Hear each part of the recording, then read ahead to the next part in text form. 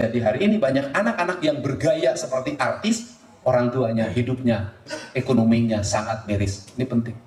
Mohon yang di sebelah kanan untuk tidak ribut, mohon dikeluar. Yang sebelah kanan saya di belakang. Berapa? Mohon keluar. Yang belakang keluar. Mohon yang di sebelah kanan untuk tidak ribut, mohon dikeluar. Yang sebelah kanan saya di belakang. Berapa? Mohon keluar. Dalam buku foto foto yang dibuat dalam album, harganya 300.000 sampai 500.000 rupiah untuk sebuah memori penuh kepalsuan yang melahirkan penderitaan bagi ibu dan ayah. Asa terpantas pak, cek sia cek ayah itu pantas. Ganti-ganti peci pakai baju bodas. Nah, iya mana ada pantas. Nah, Purwanto cerita terus kemana-mana. Itu kelas menengah pak menolak. Aing mah ceng. Seperti yang sudah saya bilang ya di tiap video, ya di tiap konten saya. Kalau pidato Kang Deddy, pidato yang sangat berapi-api, pidato yang sangat bersemangat, dan yang pastinya saya yakin untuk kalian yang baru menonton pidato Kang Deddy seperti apa, saya jamin kalian tidak akan bosan menonton pidato beliau. Dan saya yakin kalian akan nonton pidato beliau sampai habis. Ini mah buat kalian ya yang jarang sekali menonton pidato-pidato dari Kang Deddy Mulyadi. Saya mah cuma ngasih tahu gitu ya, kalau pidato Kang Deddy Mulyadi ya seperti ini, seperti video yang akan saya tampilkan ini. Dan jangan lupa apa yang dikatakan oleh Kang Deddy di tiap pidatonya, rata-rata semuanya hampir terjadi di kehidupan kita sehari-hari. Makanya Kang Deddy selalu menekankan ya kepada kita sebagai rakyat, kepada kita sebagai masyarakat, dan juga kepada para pejabat-pejabatnya untuk selalu berlaku adil dan juga untuk bisa melaksanakan tugasnya sebagaimana tugas masing-masing. Yang jadi pejabat, sok maka silakan. Kerjaannya menjadi pejabat yang baik dan benar sesuai aturan. Yang menjadi rakyat juga silahkan sok hidup tenang dan juga jangan lupa menjalankan aturan yang sudah ditetapkan oleh pemerintah dan jangan melanggar hukum. Sebenarnya mah simpel ya yang dikatakan Kang Deddy mah, prinsipnya mah cuma itu doang. Cuman entah kenapa masih banyak orang-orang atau oknum-oknum yang masih juga berani gitu ya, yang masih juga ngeyel untuk melakukan hal-hal yang dilarang oleh negara. Jangankan untuk masyarakat biasa ya, yang kebanyakan tidak tahu aturan mainnya kayak gimana, hukumnya kayak gimana, dan juga mungkin karena didorong oleh kebutuhan ekonomi, sehingga rakyat itu melakukan hal-hal yang dilarang oleh negara dan pemerintah. Ini mah pejabat, orang-orang yang bisa dikatakan mereka pengabdi negara, masih saja mereka melakukan hal-hal yang tidak terpuji, hal-hal yang dilarang oleh negara. Makanya di pidato ini, Kang Deddy disentil dengan sekeras-kerasnya gitu ya, orang-orang ini terutama para pejabat, para ASN yang sekarang bekerja di pemerintahan, entah itu mereka yang bekerja di kecamatan, entah itu mereka yang bekerja sebagai guru, sebagai kepala sekolah, sebagai pejabat-pejabat yang lainnya gitu yang berhubungan dengan pemerintahan. Kang Deddy disentil di sini ya guys ya. Malahan mah di sini ada salah satu insiden yang lumayan memalukan ya guys ya. Di mana di sini Kang Deddy menegur salah satu pejabatnya yang dengan secara terang-terangan tidak mendengarkan apa yang dikatakan oleh Kang Deddy di pidato ini. Makanya untuk lebih jelasnya, mendingan kita tonton aja video lengkapnya seperti apa gitu ya. Sampai kalian merasa, kurang pidato Kang Deddy kurang panjang gitu ya. Ya udah guys ya, mendingan kita tonton videonya seperti apa. Enggak.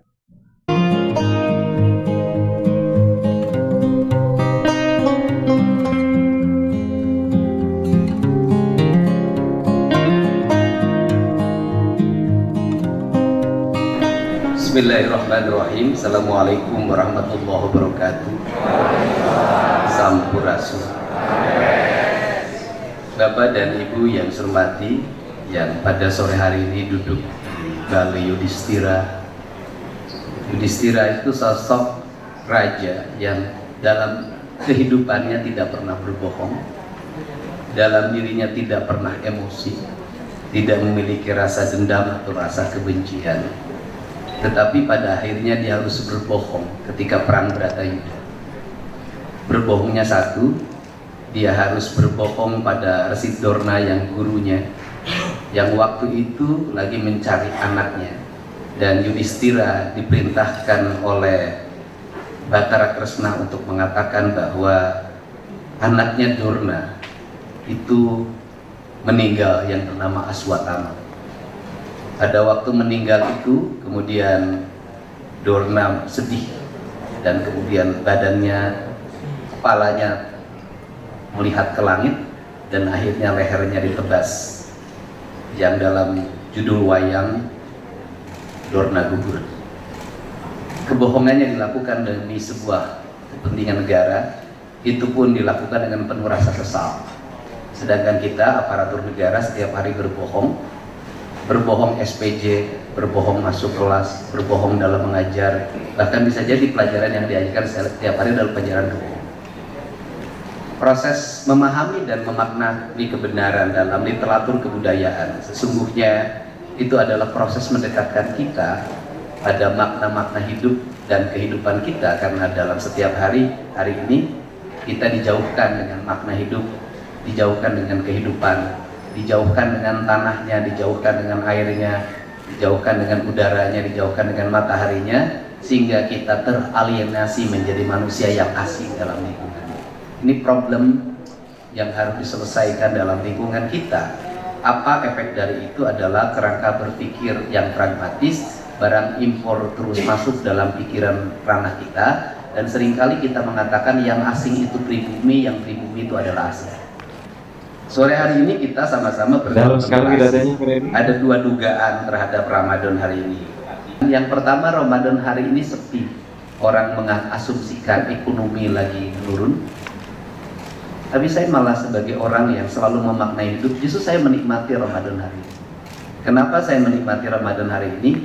Orang tidak teriak-teriak tentang cabai, orang tidak teriak-teriak tentang gula, orang tidak teriak-teriak tentang bawang, orang tidak teriak tentang terigu, orang tidak teriak-teriak tentang minyak goreng. Karena bagi saya sesungguhnya puasa itu adalah menurunkan seluruh konsumsi material manusia dan masuk ke wilayah spiritualitas. Jadi kalau pasar sepi, kalau rumah sepi, itulah makna puasa yang sebenarnya. Makna puasa yang benar seperti itu, benar Pak Didi. Tapi kalau pasar rame, selalu rame, bahkan ramenya dari pagi sampai malam, jalan rame, puasanya nggak ada. Dan saya melihat seminggu menjelang puasa, itu para kepala dinas sembunyi. Bupati sembunyi karena dikejar tim sukses, minta THR. Sekda sembunyi, semua orang depresi. Kenapa depresi? Dia memikirkan bekal THR untuk di rumahnya karena terbatas. Dia nyari duit ke sana kemari untuk memenuhi A, B, C, D. Akhirnya apa? Seperti menjadi siklus kejahatan. Satu sama lain saling memeras. Ini ngambil ke sini, ini harus ngambil ke sini, ini harus ngambil ke sini. Muter. Saya katakan, jangan-jangan esensi dari Idul Fitrinya nggak ada. Mari kita bersama-sama hari ini deh. Udah deh, Ramadan jangan diidentikan dengan kita harus setor. Benar Pak. Capek. Itu Pak. Ngumpul-ngumpul, setelah kumpul dibagikan habis. Bisa kan Pak? Kan tidak ada maknanya. Begitu, mari kita bersama-sama maknai sebuah bencana yang dialami oleh rakyat Jabar adalah sebuah fenomena alam untuk mengikatkan kita agar melakukan taubat. Dalam bahasa saya adalah taubat ekologi. Ada Kang Eep, dulu waktu saya nyalon wakil gubernur pernah jadi konsultan saya. Kemarin ketika nyalon gubernur, saya kebetulan nggak pakai konsultan. Tepuk tangan ya. Dan hadir Kang Eep bukan untuk mengkonsultani politik, karena ini akan menjadi berita sesuatu. Kang Eep bertemu Kang Deddy, jangan-jangan persiapan ke depan itu pasti. Kang Eep datang ke sini untuk mengkonsultasikan pembangunan SMA Cibarusah. Yang SMA Cibarusah itu sekolah yang tidak memiliki tanah. Dan di Jawa Barat itu ada 9 SMA yang tidak punya tanah, yang satu digugat. Kenapa itu terjadi? Karena pejabat perencana kegiatan pemerintahnya tidak melihat skala prioritas, tidak berpuasa. Bagaimana tidak membaca skala prioritas? Hal yang tidak penting seperti alat peraga, papan tulis digital, itu menjadi prioritas. Dan itu dianggap warna kemodernan. Ini harus saya koreksi.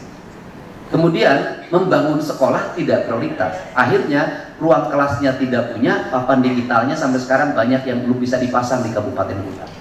Kenapa kapan kita menjadi prioritas? Karena di situ fee-nya 30%. Ini terjadi.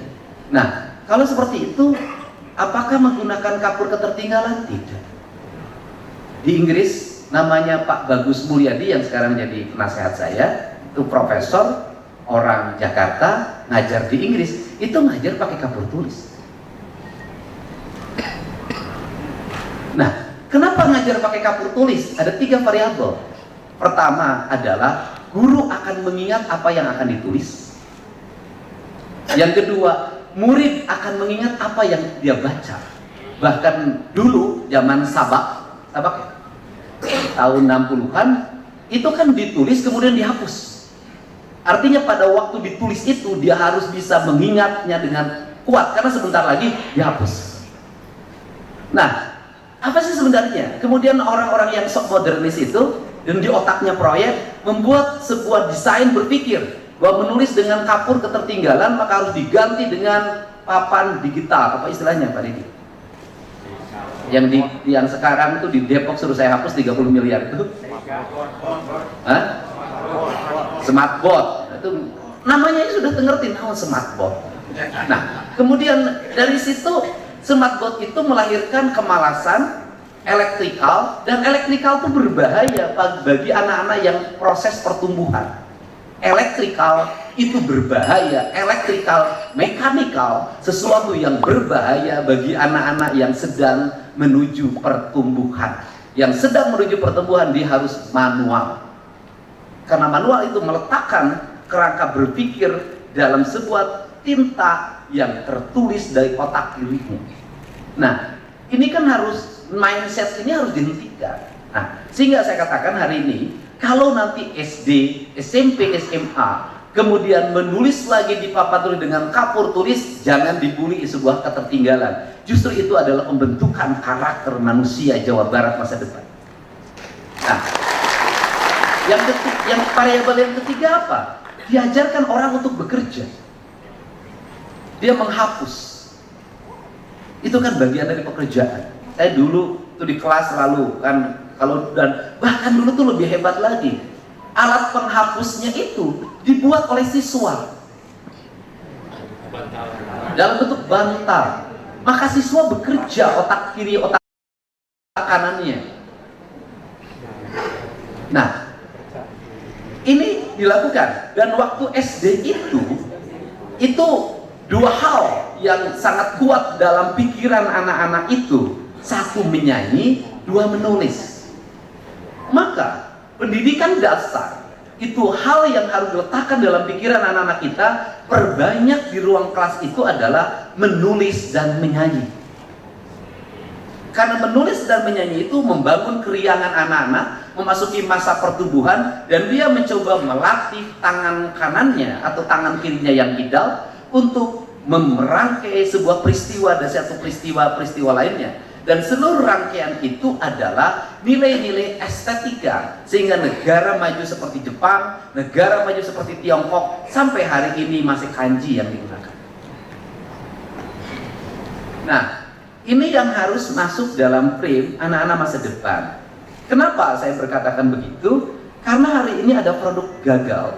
Yang disebut produk gagal adalah anak-anak tumbuh dalam sebuah lingkungan sekolah yang tidak punya hubungan emosional antara guru dan muridnya, tidak punya hubungan emosional antara murid dengan ruang kelasnya, tidak punya hubungan emosional dengan bangkunya, tidak ada hubungan emosional dengan mejanya, dengan kursinya, dengan lingkungannya, sehingga anak itu menjadi anak yang kaluhur tesirungan, kahandap teu akaran.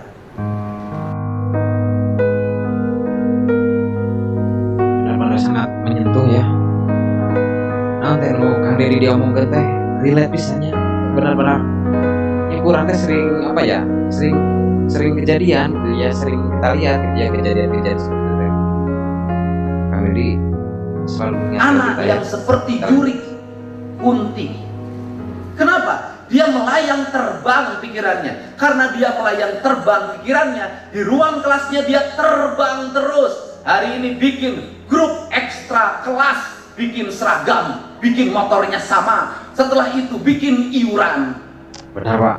Setelah Jahat, itu bikin gitu, Pak. Jahat duit. memorinya dalam buku foto, digit foto yang dibuat dalam album. Harganya 300.000 sampai 500.000 rupiah untuk sebuah memori penuh kepalsuan yang melahirkan penderitaan bagi ibu dan ayah. Tapi anak itu tidak buat memori. Memori apa? Memori membangun hubungan yang indah dengan gurunya. Memori membangun hubungan yang indah dengan teman-temannya. Memori yang membangun hubungan indah di ruang kelasnya. Apa ciri manusia yang bermemori? Manusia yang bermemori adalah manusia yang tidak mau meninggalkan ruang kelasnya. Karena ruang kelas itu adalah ruang spiritualitas, ruang pendalaman. Ketika Anda buat studi tour keliling kemana-mana, sesungguhnya Anda sudah tidak punya lagi memori di ruang kelas. Ini yang saya. Dan Anda dijajah. Pikiran Anda guru dijajah, pikiran murid dijajah. Lahirlah manusia yang terjajah. 30 tahun ke depan mentalitas seperti tidak dirubah, bangsa ini akan menjadi bangsa yang terjajah. Gampang menjajah Indonesia itu. Masuki ruang pikiran anak-anak muda, rubah, giring dalam era digital, ciptakan viral-viral, maka dia akan mengikuti viral itu kemanapun. Dan orang kalau tidak ngikut viral itu, ketinggalan politik, ketinggalan informasi, ketinggalan zaman. Ini berbahaya. Andai kata media sosial dipegang oleh orang-orang dengan kepentingan yang tidak baik bagi negara, maka rakyatnya akan dikir. Itulah saya dulu memutuskan buat media sosial.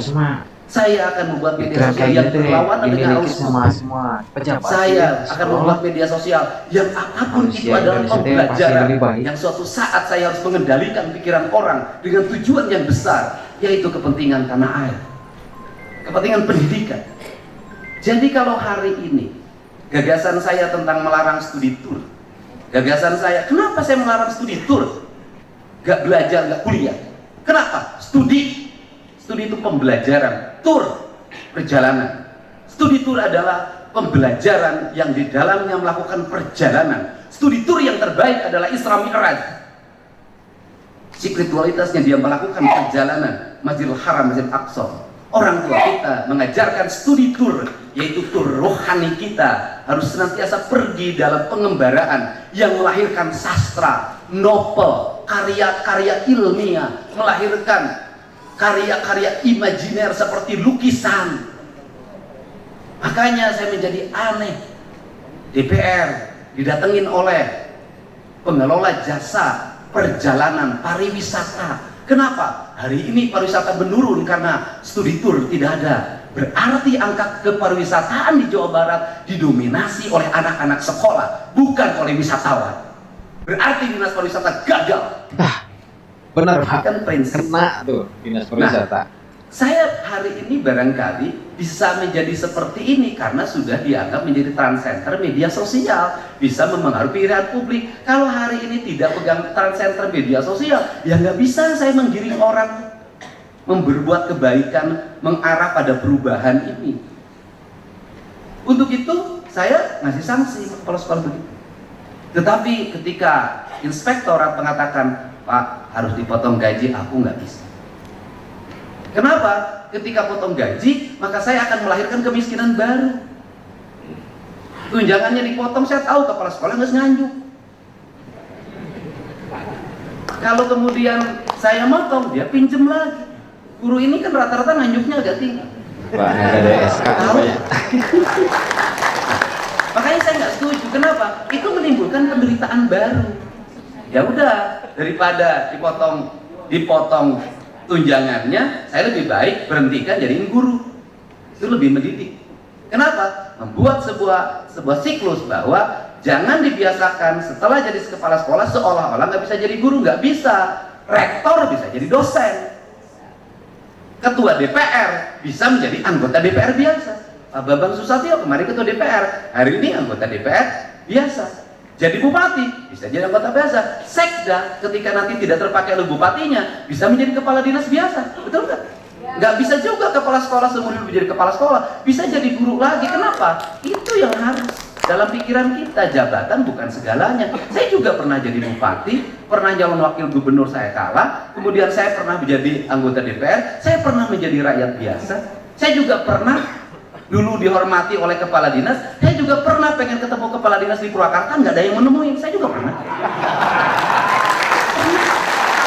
Itu para kepala sekolah. Jangankan saya jadi rakyat biasa, saya jadi anggota DPR memberikan bantuan peternakan, ada kepala dinas yang nggak mau nemuin saya. Saya ngajarin apa di sini? Hei birokrat, jangan sekali-kali memandang persahabatan karena jabatan. Kenapa? Manusia tidak tentu, Pak. Orang nggak bisa diduga zaman sekarang ini, di zaman Pak Harto bisa diduga, Pak. Yang jadi bupati siapa, yang jadi gubernur siapa, anggota DPR. Zaman Pak Harto, zaman sekarang nggak bisa diduga Pak. Saat lu ngaduga Saiful Bahri Binjen jadi bupati. Dari tampang tidak memenuhi syarat, tinggi badan tidak memenuhi syarat, bergaul dengan saya tidak sedikit pun saya mengorientasikan dia jadi bupati, tidak. Banget lagi kita kabangetan, nya goreng, nya pendek, nya bangor, ya gitu loh. Yang pantas-pantas kan Norman, Asep, bukan Sekda, tapi nggak punya nyali. Asep Supriyatna, gagah, pinter, S2 Unpad, ya tapi itu bukan nyali. Purwanto, doktor, Upi, ya tapi omongan wae. Nah, nggak bisa. Ya ternyata akhirnya siapa sih kenapa mereka jadi bupati? Orang dia yang berani. Saya udah, kamu jadi bupati? Saya jujur aja yang dipersiapkan jadi bupati waktu itu siapa? Norman kok. Jadi Sekda, Asep, pantes. Lamun boga kapopoge pasti murah. Pasti selektif. Saya nanya ke Norman mundur. Saya nanya ke Asep Supriyatna langsung hitung. Pak, mobil harganya sakieu, 5 sakieu. Aset total lu saya teh 5 miliar Pak. Pokoknya kudu dipake kabeh. Bolak-balik, aing ngomong Gusti Allah teu boga keyakinan. Ya ngomong ke Purwanto rada jauh. Oh, tuntungna hese. Mun Purwanta mah rada babari. Nah, akhirnya saya nanya ke dia, geus eueuh maneh nyalon bupati, teu. Aing urang pantes teu Pak. Teu pantes kan. Ya sudah, tapi karena dia punya jiwa persahabatan, karena punya jiwa ketaatan, karena punya jiwa patriotik, apapun yang raja katakan saya akan mentaati. Apakah punya duit tuh? Kenapa lah Rita ke 150 ge bagi 2 aja murang sama sarana. Ya dia jalan terus udah mukanya pucat keliling mukanya. Biasa bangun jam 10 sekarang bangun jam 4. Buk sakieu kudu dipotong. Kudu make peci. Saya sampai merumusin bajunya aja pusing. Pasang pakai ikat, pasang di billboard. Cek Asep Supriyatna teh, asa teu pantes Pak. Cek sia cek aing teu pantes. Ganti-ganti peci pakai baju bodas. Nah, ieu mah ada pantes. Nah, Purwanto cerita terus kemana-mana. Itu kelas menengah Pak menolak. Ah, aing mah cing teh. Gitu loh. Nah, akhirnya ya karena kesetiaannya itulah dia jadi bupati. Jadi dia jadi bupati karena kesetiaan, bukan karena kemampuan. Tapi ingat, di atas kemampuan ada satu, akal budi. Jadi orang yang punya akal budi itu akan berhasil. Ya guys ya. Kenapa? Karena akal budi tidak lagi berdialektika dengan logika. Akal budi dialektika dengan rasa, dengan cinta. Karena rasa dan cinta, maka hidupnya akan dituntun oleh apa? Oleh semesta. Karena hidupnya akan dituntun oleh semesta, maka dia digerakkan oleh Yang Maha Kuasa.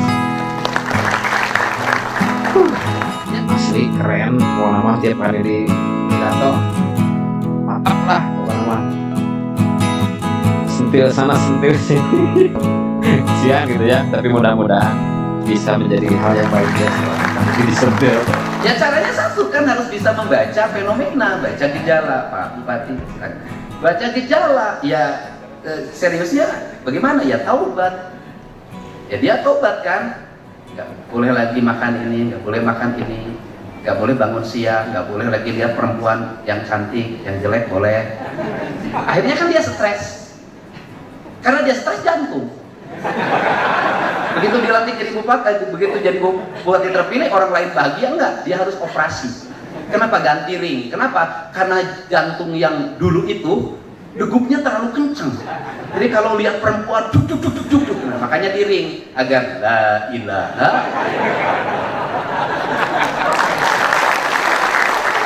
Nah, apakah akan berhasil?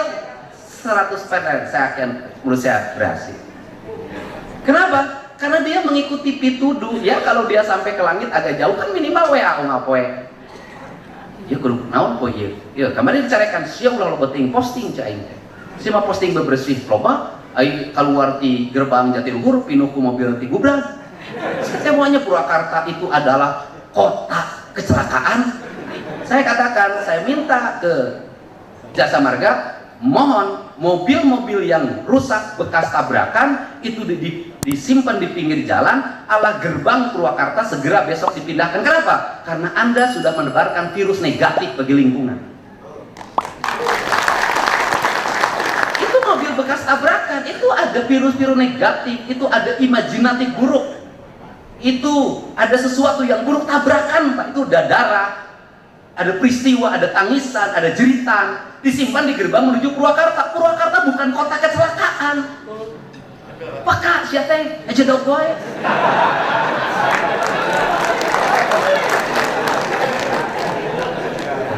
Sakio lobana, tunjangan kinerja gede. Terus kemudian apalagi THR, keluar, segala rupa ayah. Saya lihat begitu masuk, saya tadi pagi mak segijang marah, kenapa? Patung-patung yang itu apa nih? Menong, geus 7 tahun Pak di pernis. Begitu masuk, sepanuk itu, yang mungkin 6 bulan yang lalu harapun SD. Begitu masuk Sindang Kasih, saya lihat ada lampion, dengleki. Ya makanya PNS itu banyak jumlahnya, matanya banyak, tapi dia tidak mengabdi. Kenapa dia tidak? Dia hanya mengabdi pada satu pekerjaan. Yang disebut pekerjaan itu adalah aspek yang dia bisa melahirkan honor. Di luar itu dia tidak mau mengerjakan. Ini harus dikoreksi, Pak. Ingat, Anda adalah abdi negara, bukan abdi OPD. Karena abdi negara, maka apapun yang dilihat, yang didengar, maka Anda harus bergerak. Tidak usah lagi ngomong, iya bagian cipta karya, iya bagian bina marga, iya bagian ini, bagian ini. Setiap orang punya kebagian untuk amar ma'ruf nahi munkar. Ini harus diperbaiki cara berpikir. Kalau enggak, kalau kata Kang kita ini hanya bisa membuat kerumunan, tapi tidak bisa membuat barisan. Maka ASN harus menjadi barisan, bukan kerumunan. Di mana ASN berkerumun setelah pilkada. Begitu ada yang terpilih, maka dia berkerumun di sana. Dan cepat-cepat cuci piring dan cuci tangan. Abi mah, kamarima eta mah, ku pulang dari jabatan. Serasa abi teh bapak di TPS mah. Siapa tuh yang kayak gitu? Sehingga jangan percaya politik sama ASN. ASN tuh juru masak Pak, juru masak tergantung koki. Makanya sama ASN jangan berpikir saya punya pendukung sian ulah. ASN sudah, siapapun bupatinya, siapapun gubernurnya, mangga siapa Pak? Siap. Salira tuh jangan gede, siap. Yang penting duit lah. Siap. Biasa aja, tong percaya teuing saya tadi singkat itu. Nah, jadi ya fokus aja, karena ASN itu dicetak bukan untuk berpolitik, dia harus mengabdi. Siapapun pemimpinnya dia akan bekerja mengabdi, bukan pada orang tapi pada jabatan. Itu begitu ceritanya. Nah, ini fokus ya. Untuk itu saya minta para kepala sekolah rubah mindsetnya. Kenapa? Jangan lagi membodohi murid. Saya pengen ada murid-murid Jawa Barat itu belajarnya nggak usah jauh-jauh, cager, bager, bener, pinter, singer, sudah. Saya nggak punya tinggi-tinggi. Kenapa? Semakin banyak tantangannya anak itu, maka semakin peluang keberhasilannya semakin tinggi. Sudah. Jadi kita ini jangan dibiasakan hari ini kalau anak kita mengalami kesulitan, semua orang turun untuk menyelesaikan. Jangan, biarkan kesulitan itu diselesaikan oleh dirinya sendiri. Anda lihat orang-orang asing kalau masuk Indonesia, bawa semua anak itu bawa tasnya sendiri, jalan semuanya sendiri. Di Indonesia, Anda tahu pejabat luar negeri, orang jalan biasa.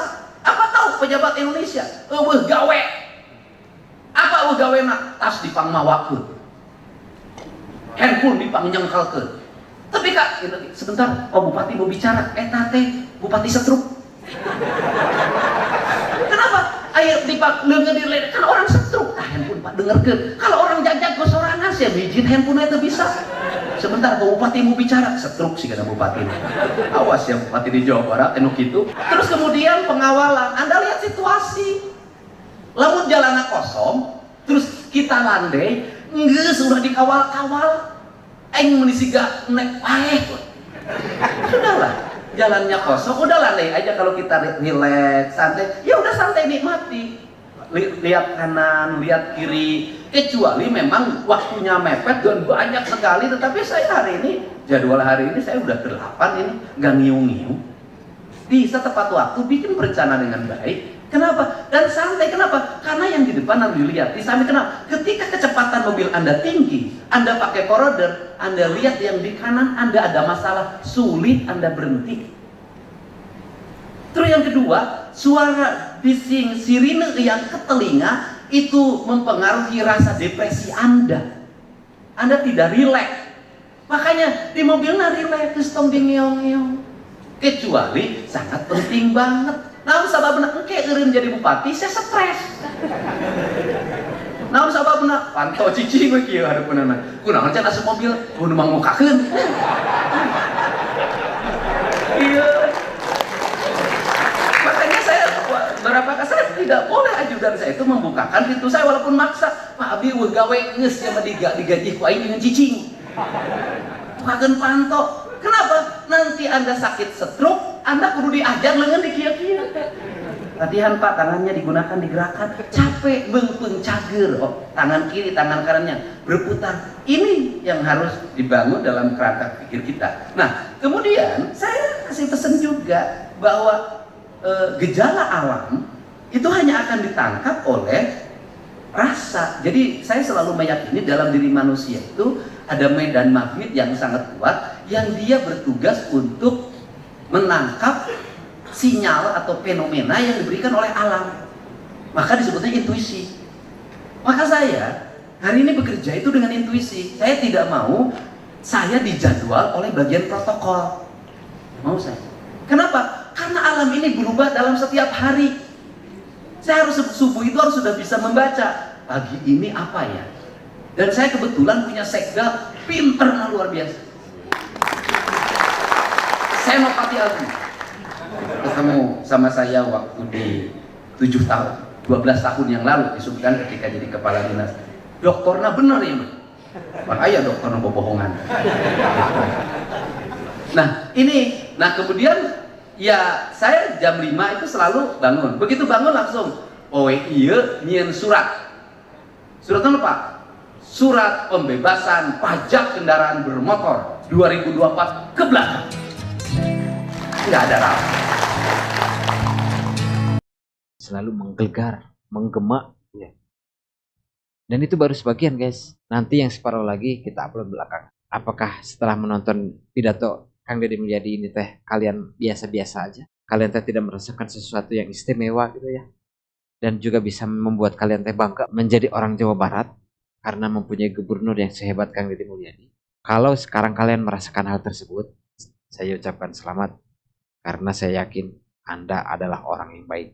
Di pidato ini Kang Deddy banyak sekali menyentil oknum-oknum ASN, pejabat daerah, pejabat pemerintahan yang memanfaatkan atau menyalahgunakan jabatan mereka untuk mendapatkan keuntungan pribadi walaupun dengan cara yang tidak baik. Dan seharusnya mulai sekarang nih untuk para oknum-oknum segeralah bertobat dan segeralah kembali ke track yang seharusnya. Daripada nanti suatu saat Kang Deddy ketahuan tuh ya dan kalian bisa dipecat secara tidak hormat dari jabatan Anda. Oke guys, mungkin itu aja video hari ini. Mudah-mudahan ada manfaatnya. Wassalamualaikum warahmatullahi wabarakatuh. Mangga.